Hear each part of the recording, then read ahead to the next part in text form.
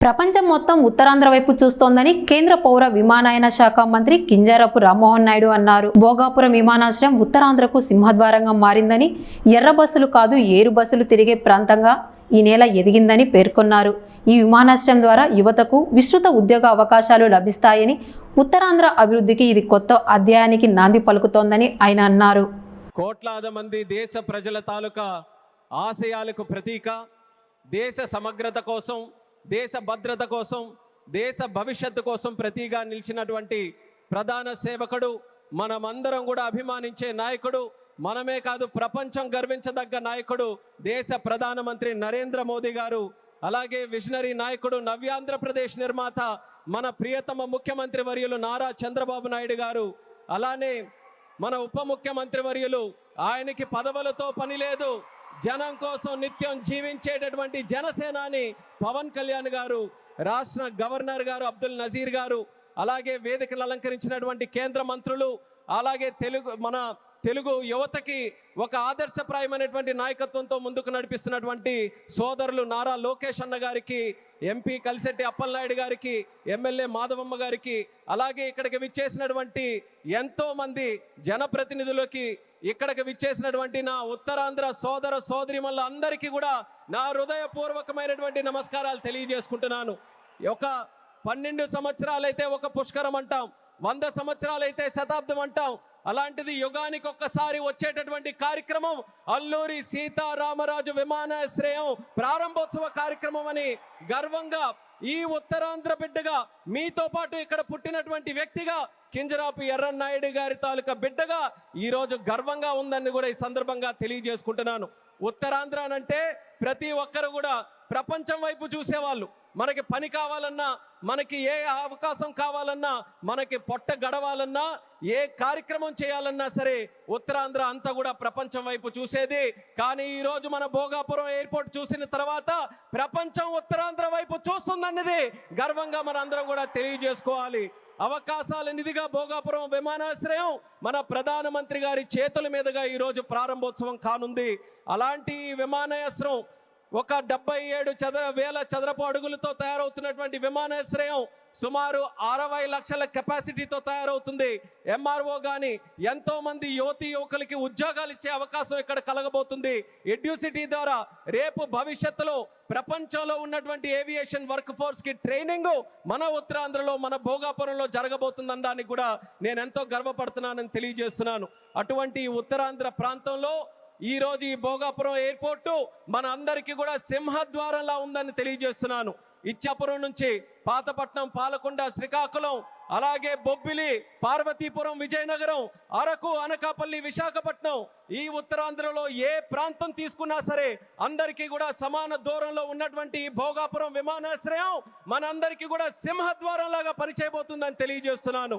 అలాగే మీ అందరికీ కూడా తెలుసు, కలియుగ వెంకటేశ్వర స్వామి ఆలయానికి వెళ్తే సంవత్సరానికి ఒకసారి వైకుంఠ ఏకాదశి నాడు ఉత్తర ద్వారం తెరుచుకుంటుంది. అలా మన ఆంధ్రప్రదేశ్ అభివృద్ధి కోసం ఈ రోజు ఉత్తర ద్వారంలో మన భోగాపురం ఈ రోజు మనందరికీ కూడా తెరవబోతుంది. ఎంతో కాలం నుంచి ఎదురు చూపులు చూసాం మన ఉత్తరాంధ్రలో. ఆఖరికి గతంలో మీరు చూసుకుంటే కొంతమంది నాయకులు దీన్ని కించపరుస్తూ, విమర్శిస్తూ, ఈ ప్రాంతాన్ని కించపరుస్తూ ఎయిర్ బస్సు కూడా తిరగని ప్రాంతమని వెక్కిలి నవ్వులు నడిచారు. ఈ రోజు వాళ్ళకి కళ్ళు తెరిచి చూడమంటున్నా ఎయిర్ బస్సులు దిగే ప్రాంతంగా ఉత్తరాంధ్ర మారింది. ఈ రోజు ఎలక్ట్రిక్ బస్సులు వచ్చే ప్రాంతంగా ఉంది. రేపు పెద్ద పెద్ద కంపెనీలనంటే దేశంలో ఉన్న కంపెనీలు కాదు, అంతర్జాతీయంగా ఉన్న కంపెనీలన్నీ కూడా మన భారతదేశంలో, మన ఆంధ్రప్రదేశ్లో, మన ఉత్తరాంధ్ర ప్రాంతానికి రాబోతున్నాయి. వాళ్ళ బస్సులు కూడా ఇక్కడే తిరిగి మన యువకులకి అన్ని ఉద్యోగ అవకాశాలు కూడా కల్పించబోతున్నాయి. ఇలాంటి పవిత్రమైనటువంటి భూమి మన ప్రాంతంలో తీసుకుంటే ఒక పక్కన ఆధ్యాత్మిక ఆలయాలు శ్రీకూర్మం, శ్రీముఖలింగం, అరసవెల్లి, సింహాచలం, అలాగే రామతీర్థాలు, పైడితల్లి అమ్మవారు, ఇలా ఎన్నో పవిత్రమైనటువంటి దేవాలయాలు ఇక్కడ ఉన్నాయి. మరొక పక్కన పర్యాటక రంగం, కొండలు, సముద్రం, అలాగే దానితో పాటు ఈరోజు ఉత్తరాంధ్ర దిశని మార్చే విధంగా చంద్రబాబు నాయుడు గారి తాలూకా నాయకత్వంలో గూగుల్ లాంటి సంస్థ ఇక్కడికి వస్తుంది. ఆర్సెలర్ మెటల్ స్టీల్ ప్లాంట్ వచ్చింది, రైల్వే జోన్ మనకు వచ్చింది, మూలపేట పోర్టు మనకు వచ్చింది. ఇలా లెక్క పెట్టుకుంటూ వెళ్తే ఏ ప్రాంతంలో జరగనటువంటి అభివృద్ధి ఈ రోజు మన ఉత్తరాంధ్ర ప్రాంతంలో జరుగుతుందనేది యువతీ యువకులందరికీ కూడా నేను గుర్తు చేస్తున్నాను. ఇక చేయాల్సింది మనం ఒక్కటే, మనకి 2 విజన్లు ఉన్నాయి. స్వర్ణాంధ్ర విజన్ బై చంద్రబాబు నాయుడు గారు, వికసిత్ భారత్ విజన్ బై నరేంద్ర మోదీ గారు. మన యువతందరం కూడా కలిసి ఆ 2 విజన్లు 2 కళ్ళులాగా మనం అందరం కూడా ముందుకు నడిచి అత్యంత సుందరమైనటువంటి శక్తివంతమైనటువంటి భారతదేశం తయారవడానికి ఈ 2 విజన్లు కూడా మనం స్వీకరిస్తూ ఇక్కడ ఉన్నటువంటి యువతి యువకులందరూ కూడా ముందుకు రావాలని మరొక్కసారి వాళ్ళందరికీ కూడా పిలుపునిస్తున్నాను. ఒక ఎయిర్పోర్ట్ ఎక్కడైనా నిర్మించామనంటే, నేను కేంద్ర మంత్రిగా అయిన తర్వాత ప్రధానమంత్రి గారి చేతుల మీదగే సుమారు 16 ప్రాజెక్టులు ఇక్కడ ప్రారంభించాం భారతదేశంలో. కానీ ఏ ఎయిర్పోర్ట్ ప్రాజెక్టు కూడా ఇంత ఘనంగా 2-3 లక్షల మంది ప్రజల తాలూకా ఆశీర్వాదం మధ్యలో, ఇది ఏదో ఒక రాష్ట్ర పండుగ అంటున్నారు. ఇది కేవలం రాష్ట్ర పండుగ కాదు, ఉత్తరాంధ్రలో ఉన్నటువంటి ప్రతి ఇంటి పండుగ ఈ రోజు ఈ విమానాశ్రయ ప్రారంభోత్సవ కార్యక్రమం, అందరి గుండెల్లో ఉన్నటువంటి కార్యక్రమం. అటువంటి కార్యక్రమానికి మనం నిజమైన అర్థం ఈరోజు సాకారం చేశాం. అర్థం అనంటే భవ్యమైనటువంటి ఒక బిల్డింగ్ కట్టడమే కాదు, దానికి చరిత్ర గుర్తుండిపోయేలా మన్యం వీరుడు అల్లూరి సీతారామరాజు గారి పేరు పెట్టడం, ఇది ఒక చరిత్ర అనేది కూడా తెలియజేసుకుంటున్నాను. అడవుల్లో ఎక్కడో వినేటటువంటి పేరు, అడవుల్లో వినేవాళ్ళం అల్లూరి సీతారామరాజు అని. అలాంటి ఆ పేరుని ప్రపంచం మొత్తం మారుమోగుతుంది. అమెరికా వెళ్ళినా, ఆస్ట్రేలియా వెళ్ళినా ఎక్కడికి వెళ్తున్నారనంటే అల్లూరి సీతారామరాజు గారి తాలూకా గడ్డ విమానాశ్రయానికి మేము వెళ్తున్నామని మన యాత్రికులందరూ కూడా గర్వంగా చెప్పుకునే స్థాయిలో ఈరోజు ఆ పేరును కూడా మన నరేంద్ర మోదీ గారి తాలూకా అధ్యక్షన కేంద్ర ప్రభుత్వం అంగీకరించి ఈరోజు పెట్టింది.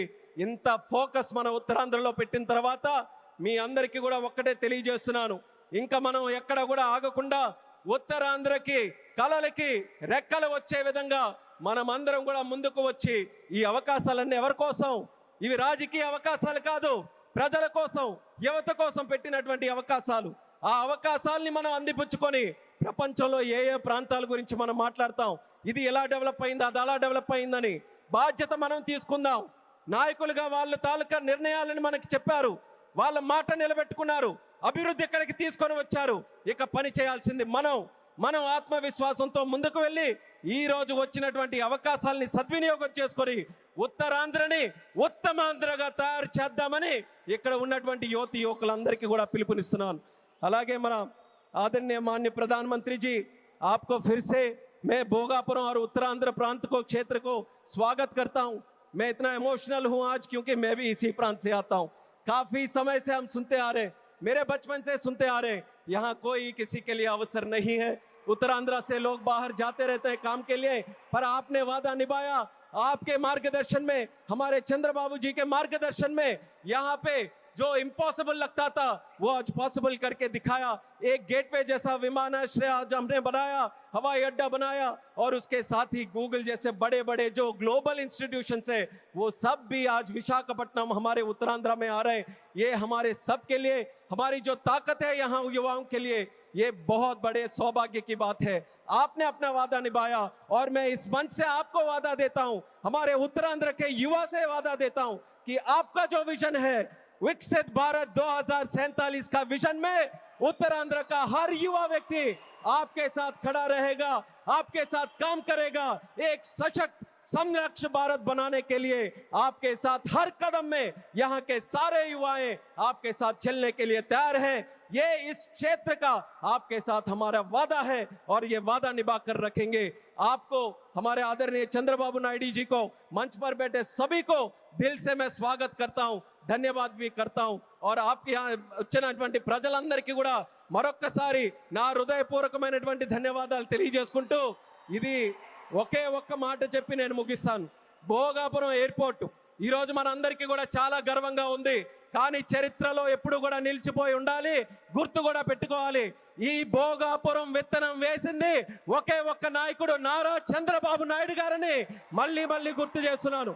2014లో విభజించిన ఆంధ్రప్రదేశ్కి ఆయన ముఖ్యమంత్రి అయితే ఆయన ఈ ఉత్తరాంధ్ర ప్రాంతానికి గ్రోత్ ఇంజన్ గా తయారు చేయాలనంటే ఇక్కడ విమానాశ్రయం పెట్టాలని మొట్టమొదటిగా ఆయన ఇచ్చేస్తే ఆ రోజు ఉత్తరాంధ్ర బిడ్డగా కేంద్ర మంత్రిగా అశోక్ గజపతిరాజు గారు ఉన్నారు, ప్రధానమంత్రిగా నరేంద్ర మోదీ గారే ఉన్నారు. ఆ రోజు ప్రారంభించాం.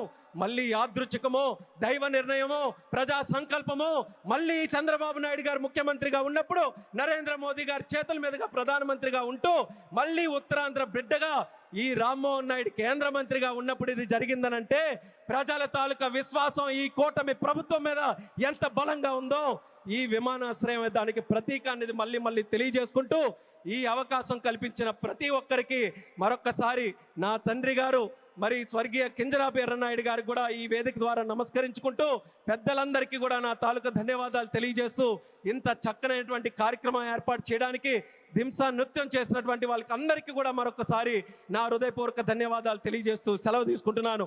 జై హింద్, జై భారత్, జై ఉత్తరాంధ్ర.